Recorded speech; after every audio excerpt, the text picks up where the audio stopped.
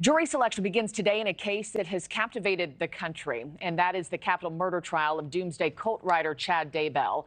The 55-year-old is accused of conspiring with his wife, Lori Vallow, to kill his first wife, Tammy Daybell, and Vallow's two children. The couple met through the Church of Latter-day Saints, and prosecutors portrayed them as having apocalyptic religious beliefs and argued that the couple thought the children were zombies and killed them. Vallow was found guilty on all counts just last year and sentenced to life in prison without the possibility of parole. Daybell faces 3 counts of first-degree murder and conspiracy in the death of Tammy Daybell. Daybell has pleaded not guilty to all charges. But for more on this one and what we can expect here, let's bring in Mercedes Colwin, trial attorney, to offer perspective on what we can expect over the next 8 to 10 weeks of this trial. Mercedes, it's good to have you. There's so many layers to this story. So let's just start with today. You're talking about a case that's gained national attention. There's a Netflix documentary on the couple. Is it even possible to seat a fair and impartial jury?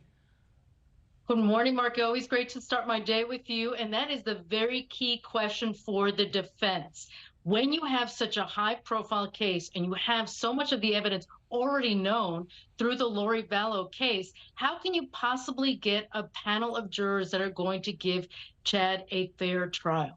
It really will be going down to vetting those jurors very carefully. There might be stealth jurors that want to be famous, that want to write books, that want to go on radio, that want to talk about their experiences as a juror. You want to take those stealth jurors out of the equation immediately. The second layer, are there going to be jurors that are going to feel that they can impose the death sentence? I mean, this is a capital murder case. This is someone that juror has to be comfortable to convict this individual and ultimately decide whether at the sentencing, whether he should face death penalty if convicted. So those are 2 very complicated layers and certainly something that the defense attorney has to keep very mindful of. Yeah, and you talked about known evidence from Lori Vallow's case. I mean, she was convicted and sentenced to life in prison just a matter of months ago. Do you expect him to face the same fate, Mercedes? It would be so extraordinary for him to actually be exonerated.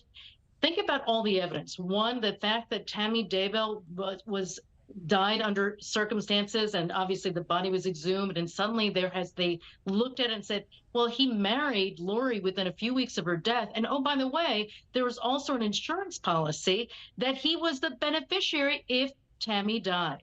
So they were able to thread that needle. And then secondly, when it comes to the children, where were the remains? In his backyard. And they were found to have been murdered. At least the ME came forward and said they were murdered. Whether it was Chad and Lori, obviously we know Lori was implicated and convicted, but now it remains to be seen whether Chad will see the same fate. Yeah, it's such a chilling case. So many details to it. It's impossible to wrap your mind around.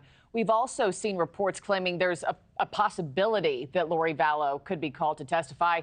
How would that impact Chad's defense?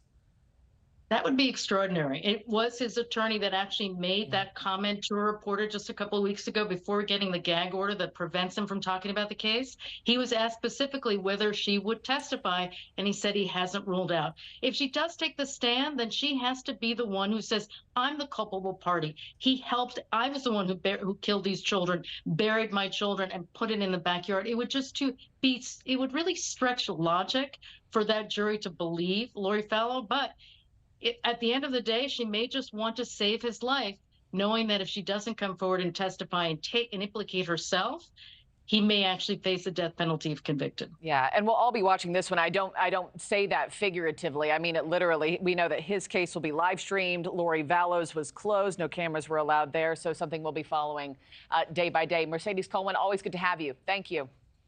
Thanks so much. Thanks for watching, everybody. Go to joinnn.com to find NewsNation on your television provider. Also, don't forget to click that red subscribe button below to get more of NewsNation's fact-driven, unbiased coverage.